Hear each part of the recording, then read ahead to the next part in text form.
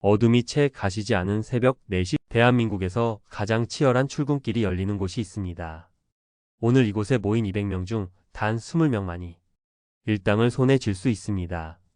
잠시 후 30년간 번듯한 직장인이었고 한때는 어엿한 가게 사장님이었던 한 60대 남자가 어째서 이 절박한 생존 경쟁의 현장에 서게 되었는지 그 기구한 사연을 들려드릴 겁니다. 그의 실수가 과연 우리와는 전혀 상관없는 이야기일까요? 김영호 씨.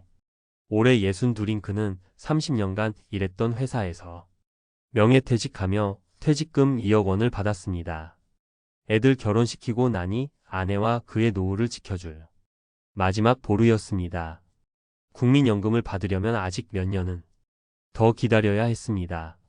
설령 나온다고 해도 한 달에 100만 원이 채 안 될 거라는 계산이 나오자 눈앞이 캄캄해졌습니다. 최근 한 방송에서 비슷한 처지의 은퇴자가 했던 말이 그의 귓가에 맴돌았습니다. 부모님 모시고 자식들 대학 다 가르치고 나니 60이 넘었고 정작 나의 노후를 위해 저축해 놓을 시간이 없었다. 그 역시 마찬가지였습니다. 그래서 결심했습니다. 이 퇴직금으로 작은 치킨집이라도 열어서 남은 노후를 스스로 책임져야겠다고 말입니다. 준비 기간은 고작 6개월. 하는 보고서에 따르면 60대 신규 자영업자의 평균 창업 준비 기간은 9개월로 다른 연령대에 비해 유독 짧다고 하는데 김영호 씨의 마음은 그보다 더 조급했습니다. 가게 문을 열자마자 현실은 상상과 달랐습니다. 골목마다 치킨집이 있었고 하루가 멀다 하고 오르는 식자재 값과 배달 앱 수수료는 이익을 갉아먹었습니다. 사장님. 이라는 호칭의 무게는 생각보다 무거웠고 허울뿐인 이름 뒤로 통장 잔고는 빠르게 줄어들었습니다. 결국 2년을 채 버티지 못하고 가게 문을 닫았습니다. 평생을 바쳐 모은 퇴직금 2억 원은 연기처럼 사라졌고 손에는 5천만 원의 빚과 깊은 절망감만 남았습니다. 이것은 김영호 씨 개인의 불운이 아닙니다. 통계는 이 비극이 얼마나 흔한 일인지 명확히 보여줍니다. 60대 이상 자영업자 3명 중 1명은 1년에 1천만 원도 벌지 못하며 빚의 규모는 30대 자영업자의 1.5배에 달합니다. 자영업 실패는 단순한 실직이 아니었습니다. 노후 자금 전체가 증발하고 빚의 굴레에 빠지는 노후 빈곤으로 가는 직행 티켓이었습니다. 여러분이라면 이 상황에서 어떤 선택을 하셨을 것 같나요? 가게를 정리하고 다시 일자리를 알아보았지만 60이 넘은 그를 받아주는 곳은 없었습니다. 관련 통계를 보면 2024년 1월에는 60대 이상 신규 구직자 수가 20대 청년들을 추월할 정도로 일자리를 찾는 어르신들이 많아졌지만 현실의 벽은 높기만 했습니다. 결국 그가 마지막으로 향한 곳이 바로 서울 남구로의 새벽 인력시장이었습니다. 하지만 그곳에는 눈에 보이지 않는 냉혹한 규칙이 존재했습니다. 60대 이상은 잘 뽑지 않는다. 는 불문율입니다. 한 인력사무소 관계자는 이렇게 말합니다.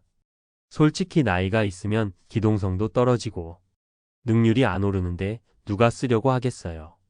김영호 씨는 일주일에 이틀 일하기도 힘들어 한 달에 100만 원 벌기도 벅찬 신세가 되었습니다.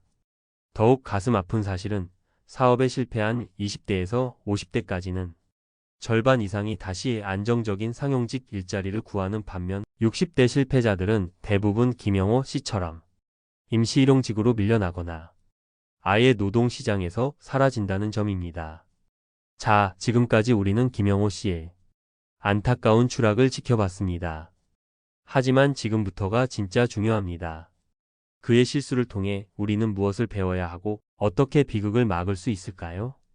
김영호 씨의 실패에는 우리 시대 은퇴자들이 공통적으로 빠지기 쉬운 3가지 함정이 있었습니다.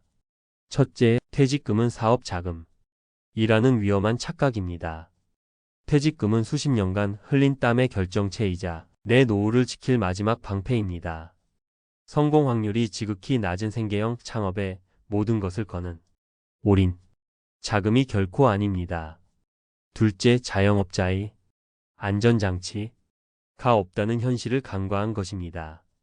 직장인에게는 퇴직금과 실업급여라는 최소한의 완충 장치가 있지만 자영업자는 실패의 모든 충격을 맨몸으로 감당해야 합니다. 김영호 씨는 이 위험에 너무나 무방비 상태로 노출되었습니다. 셋째, 나이. 라는 현실적인 장벽을 너무 쉽게 생각했습니다. 실패는 누구에게나 찾아올 수 있습니다. 하지만 재기할 수 있는 기회는 연령대에 따라 극명하게 달라집니다. 60대의 실패가 유독 더 치명적이고 돌이키기 어려운 이유가 바로 여기에 있습니다. 그렇다면 이 함정들을 피하고 우리의 소중한 노후를 지킬 방법은 무엇일까요?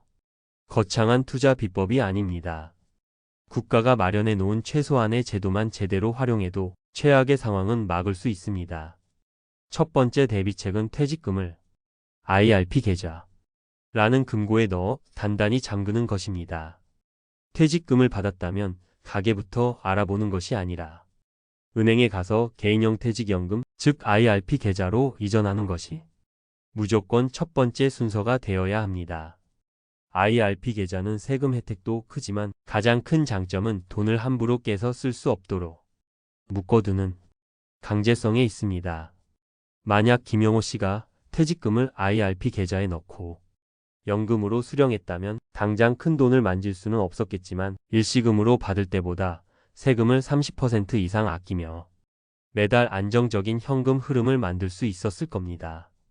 두 번째 대비책은 자영업의 유일한 퇴직금이라 불리는 노란우산 공제입니다.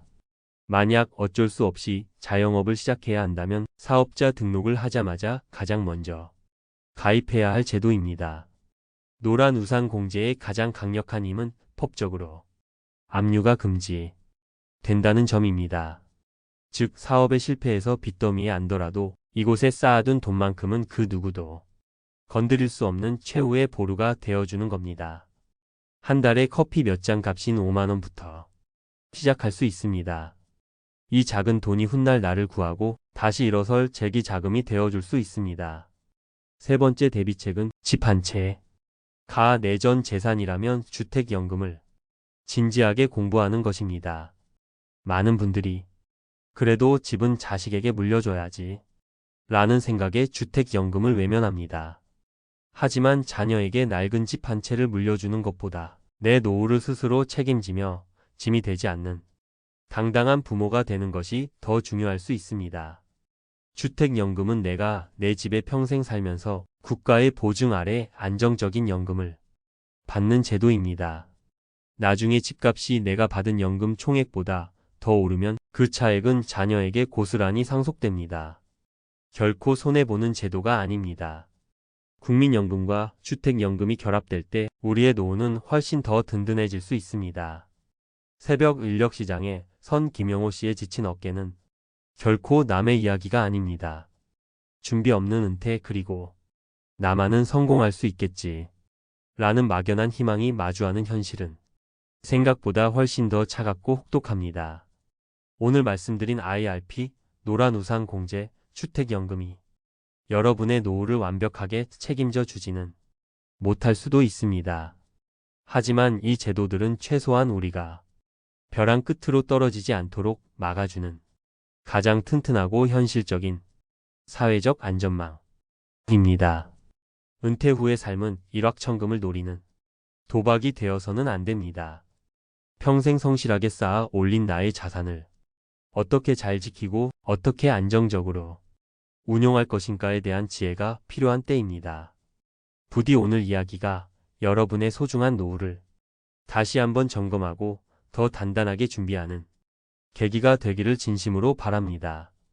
오늘 내용이 도움이 되셨다면 비슷한 고민을 하고 계신 주변 분들에게 이 영상을 공유해 주십시오. 그리고 여러분의 소중한 경험과 지혜를 댓글로 나눠주신다면 우리 모두에게 큰 힘이 될 것입니다. 구독과 좋아요를 통해 저희 채널과 계속 함께 해주시길 부탁드립니다.